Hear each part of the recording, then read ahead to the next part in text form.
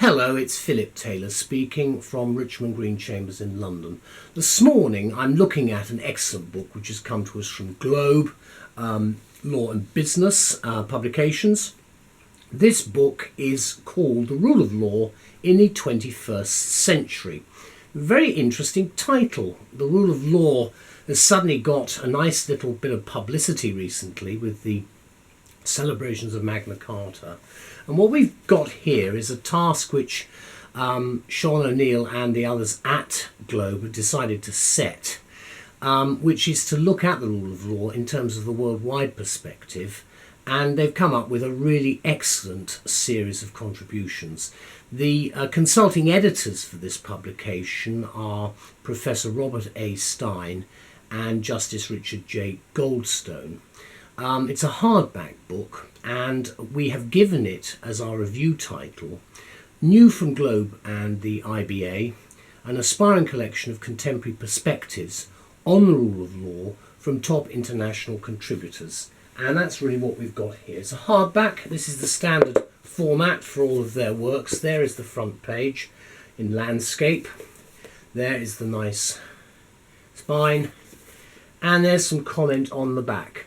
This is also published on behalf of the International Bar Association, the IBA, and there has been a foreword by the US Supreme Court Justice Ruth Bader Ginsburg. This is the book itself. It's not a particularly big book, and it runs to 200 pages, something like that. There is no actual index as such at the back. There's some detail about the authors and the people involved in this right at the back about the authors there. But there's no index as such. Then you've got actually an appendix right at the back there, Appendix D. Now in the body copy you can see how it's structured. This is one article.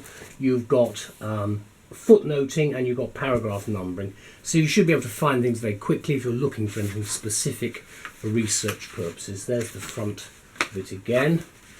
And then there's a nice dedication which I shall just show you there, dedicated to people. I think it's very important to know about the dedications because a lot of work goes into these books, and that's why I only review books which I think are important. I don't review books that I don't consider to be worth making bad comments about. There's no point because the amount of work people have put in is very substantial.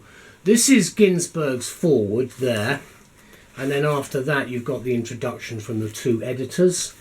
And then it goes straight into Robert A. Stein's statement on the rule of law right at the beginning, and then it runs through.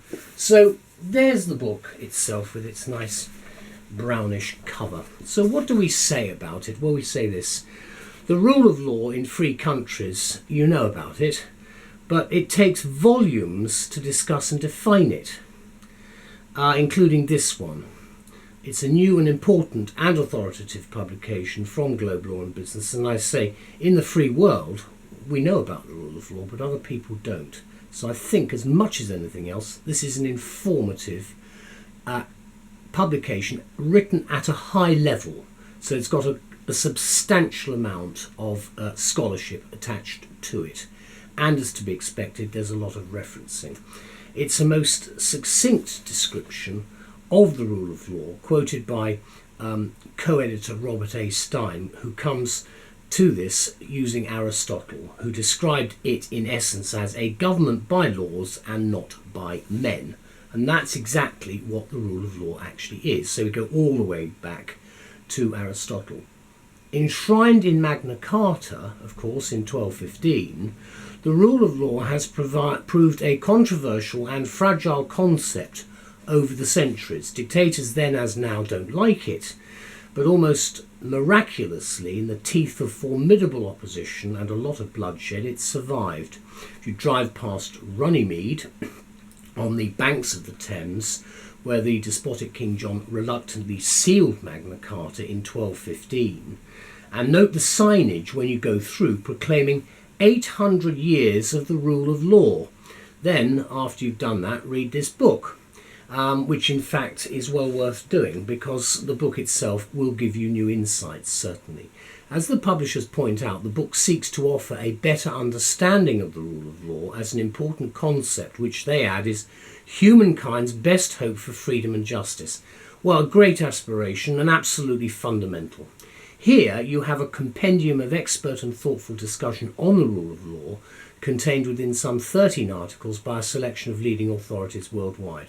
And I'm going to say something controversial here, and that is that the rule of law and its concept is the best rule. It's the greatest rule we have on this planet. Now, I know that there are other systems, but it is the best. And I think having said that, got that off my chest, we'll go on with the review.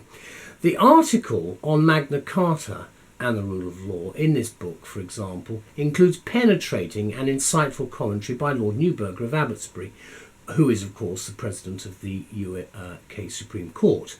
And you've also got contributions from Lord Phillips of Worth Maltravers, who was the first President of our Supreme Court when it was structured and set up by Blair, together with the former Presidents of the American Bar Association, William C. Hubbard, and James R. Silkenat, and a famous barrister, of course, well known to many of us, Hilary Heilbronn, Queen's Counsel.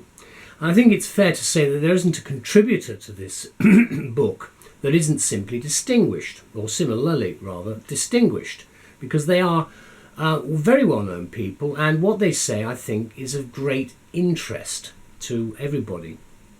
The various contributions cover such topics pertaining to the rule of law as economic sustainability, the challenge and threat of corruption, women's issues of equality and inequality, the implications of culture, youth and neuroscience, and of course much, much more. Writing in the forward to this book, the US Supreme Court Justice Ruth Bader Ginsburg refers to Magna Carta as, quote, the twin pillars of the rule of law. Absolutely. The supremacy of the law over the will of the king and an independent, incorruptible judiciary sworn to render judgments in accordance with the law of the land. And that is what we've got. When you look at other jurisdictions, you can see why that is so fundamental. And certainly in England and Wales, which is where I practice, I would fully concur with that statement. Now, as the subtitle, and there's one here, the subtitle indicates, the book offers a useful international perspective. It says a worldwide perspective, but it's an international perspective of the rule of law itself, its implications worldwide, and the theory and practice by which it may or might be introduced and implemented across a range of jurisdictions.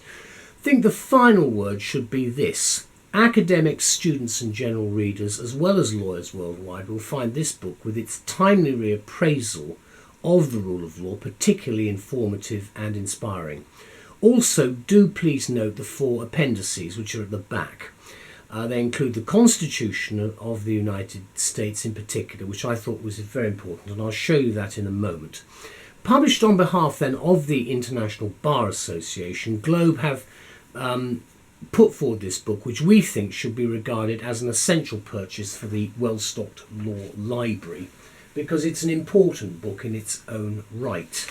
Those are the points that I would make, and here let me just show you the book again. There it is there. That's and then at the back you've got that particular statement of what the contents are. And I did say, for instance, Appendix A. Let's look at the appendices very quickly. It's the Universal Declaration of Human Rights, Appendix A. And then what you've then got is the International Covenant on Civil and Political Rights at Appendix B. And then you've got the Constitution of the United States at Appendix C. And then finally you've got Appendix D, which, when I get to it, which is the South African Bill of Rights. So that is really where the worldwide perspective actually comes in. Once again, Globe have done a really good job, and I'd like to thank all of them in particular at Globe and everybody involved in this for adding a great deal of assistance to all of us, both practitioners and academics. Without the books that you produce, we would really have more difficulties. So you do ease our burdens a great deal. Thank you. Bye-bye.